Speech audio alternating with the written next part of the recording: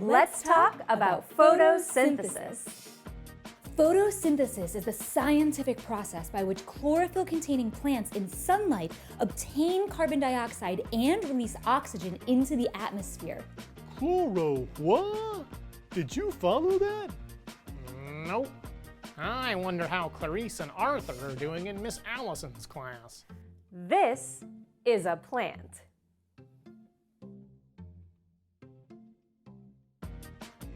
Enzymes in photosystem 2 transfer hydrogen molecules with a positive charge across a membrane, resulting in energy that's used by another enzyme. Don't get those mixed up. Plants need water. And of course, Jan Ingenhousz, the father of photosynthesis, is famous for saying, class? Who can tell me what else plants need? Class?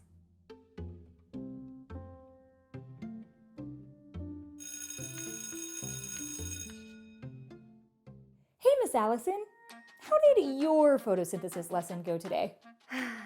It did not go how I was hoping. It's like my students wanted to learn, but they just couldn't get into it. How could you not get into photosynthesis? Precisely. I was so excited to teach this unit. It was my favorite subject in school. Maybe our students don't always learn the way that we learned. Maybe most of our students aren't learning the ways we're teaching right now. You thinking what I'm thinking? Back to the drawing board.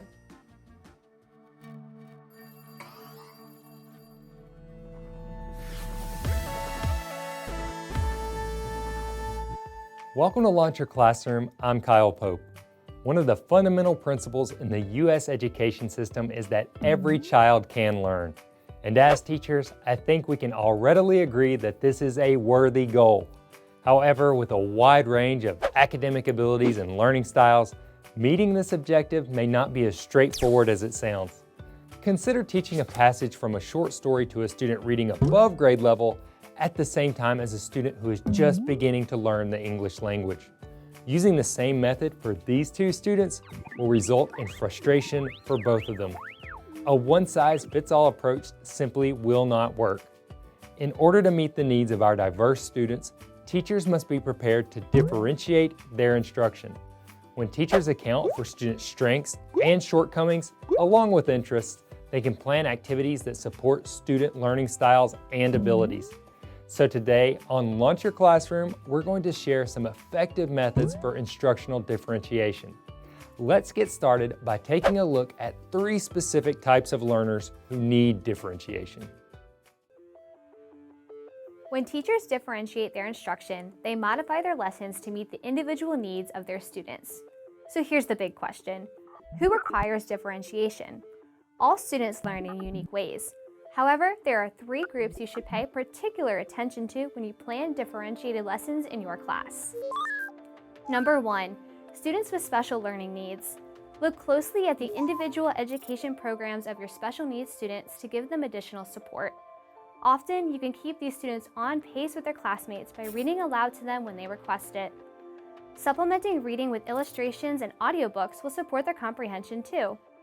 You might allow them to respond with short answers or bullet points on longer assignments, or provide them with extra time. That way, students can demonstrate their understanding without the frustration of falling behind. Number 2, accelerated students. Your fast learners are another kind of special needs student and need challenging learning opportunities to stay engaged. Differentiate for your accelerated students with exciting enrichment opportunities. Assign them individual research that extends their learning, allowing them to share their findings with their peers. Giving fast learners both the structure and the freedom to learn more can benefit the whole class. Have higher level reading, games, and activities available for these students for when they finish their assignments early. Never hesitate to challenge them to go above and beyond your objectives. Number 3, English language learners. When students speak another language at home, they might require extra time and help as they filter written and spoken instruction. Fortunately, you can find resources in many languages to support student learning. Provide subtitles on videos and other media, and add visuals to your direct instruction. Monitor students while they work so you can assist them with challenging vocabulary. Be sure to consult with your school's language specialist so your English language learners have all the tools and support they need. Remember, your students want to show you what they've learned. They just have different ways of demonstrating it. When you differentiate your instruction, you are giving them every chance they deserve for academic success.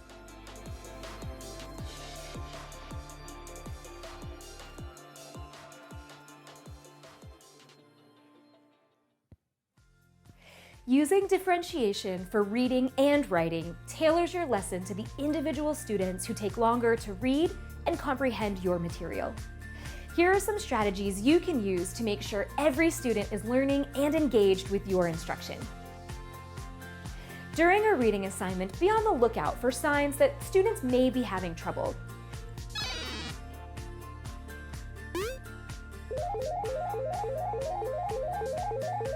Delayed readers can listen to the audiobook version of the text while they read. Hearing the words will help build the students' reading skills as they gain greater word recognition. You can also read sections or words aloud to them while they follow along. Remember, it is important for them to still actively read as they listen.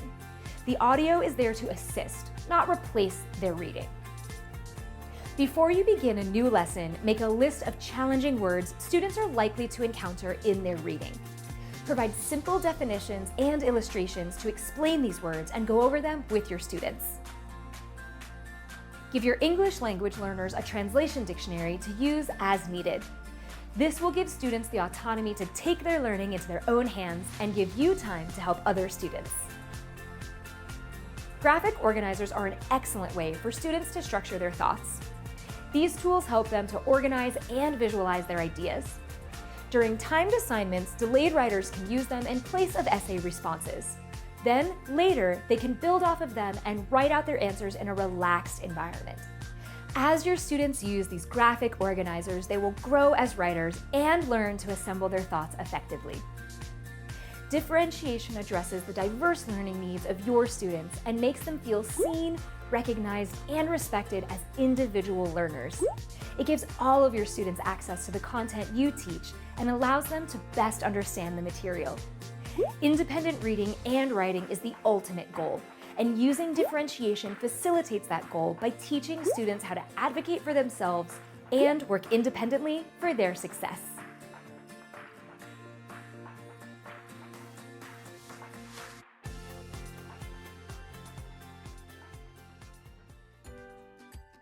It's so obvious now. Of course our students need different ways of understanding what we're teaching. Some need to see it differently and some need to hear it differently. But that can't be the whole solution. I'm already giving my students tons of visual aids. Wait, visual aids, that's a great idea. At least half of my students do better when they can see the content. If I space out my direct instruction and primary documents with visual reinforcements like you do, I'll be able to keep them engaged and involved with the lesson. Wait, primary documents. Just think about it. Stories and research could provide enrichment for my learners who are already a little past the content I'm teaching. Many of my students need more of a challenge. Nice! Fresh start tomorrow. Let's do this. Imagine you've just sat down at a restaurant. You're handed the menu, and you're excited to browse the selections when suddenly you realize there's only one item on it, and it's something that doesn't quite suit your taste. You probably wouldn't want to stick around, right? Options enrich our experiences, which is why it's so important to provide them for your students. The Student Choice Tic-Tac-Toe board is a great way for your kids to demonstrate comprehension in their own unique ways. Let's take a look at how it works. First, set up your board by creating a 3x3 table with 9 boxes. Each box provides a space for different activities that cover a variety of disciplines. Your students will choose 3 activities to complete that line up in a row or a diagonal. Be thoughtful about placement to make sure that students will not choose activities with similar skills. They should be able to show their comprehension in 3 different ways. If you have an objective that your students are all required to perform, make it the middle box on the board and specify that they must use it to complete their row.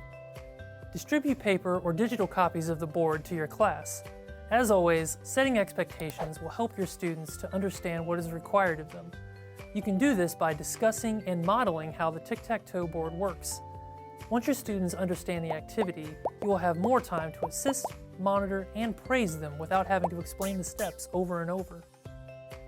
You can use the tic-tac-toe board as an interest builder at the beginning of a unit or as an engaging summative assessment at the end. Whatever you choose, make sure to switch up the activities if you plan to use the board again for upcoming units. Students will gain a deeper connection to the material because they're able to engage with it in a way that makes sense to them. They'll also feel more connected to you because they'll know that you value their different interests and skills. After all, variety is the spice of life.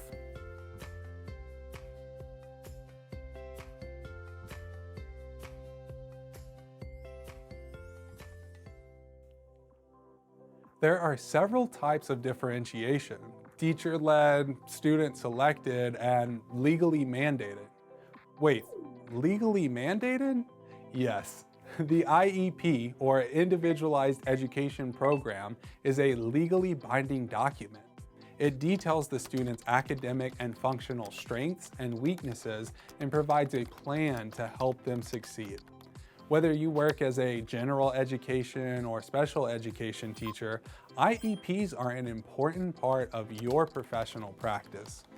Federal law requires that an IEP be created by a team of people who together understand the student's needs, the general education environment, specialized strategies, and services and resources available to students with disabilities. The team might include school district representatives, administrators, specialists, teachers, and parents or guardians. It is essential to have an accountability system that provides evidence to your partners that you are following the IEP. Therefore, you should document everything while maintaining strict confidentiality. Work samples, communication records, and other documents should be shared with parents and other service providers, but no one else. Each IEP contains specific, measurable goals that teachers can achieve by supporting their students in the ways that they learn best. Think of it as an instructional blueprint for differentiation. Using this blueprint, teachers implement IEPs through accommodations and modifications. Accommodations are changes to instructional or testing procedures that allow the student to learn the content and demonstrate that learning. For example, a large print document might be an accommodation you provide for a student who is visually impaired. Modifications change the expectations for learning as well as the requirements of an assignment. An example of a modification might be asking a student to complete even or odd problems on a math quiz to decrease the workload. Remember, you have a legal obligation to provide the accommodations and modifications that are prescribed in a student's IEP. When you understand and carefully implement IEPs for your students, you are providing them with a positive, nurturing academic experience tailored to their needs. In return, you get the reward of watching your students learn and grow in the ways that bring them the most success.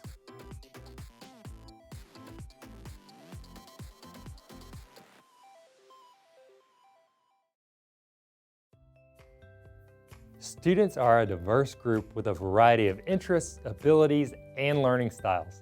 In order for them to meet learning objectives, teachers must invest time into planning instructional differentiation. When students are supported by customized lessons, they will thrive in their learning environment. So take the time to identify the types of learners in your class, partner with important stakeholders when needed, and implement differentiation so all of your students can succeed. This month on Launch Your Classroom, we're going to continue to focus on topics related to instructional differentiation. We're going to demonstrate how teachers can differentiate lessons through drawing. We'll sit down with an expert educator to discuss common questions teachers have about differentiation. And we'll finish up by taking a closer look at the important concept every child must learn. So be sure to like this video and subscribe to our channel to get all of our upcoming professional development content. Thank you, and we'll see you next time on Launch Your Classroom.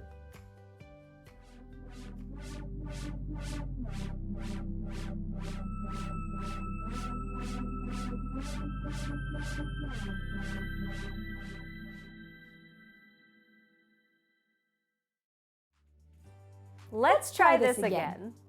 Let's look at each step of photosynthesis using this graphic organizer.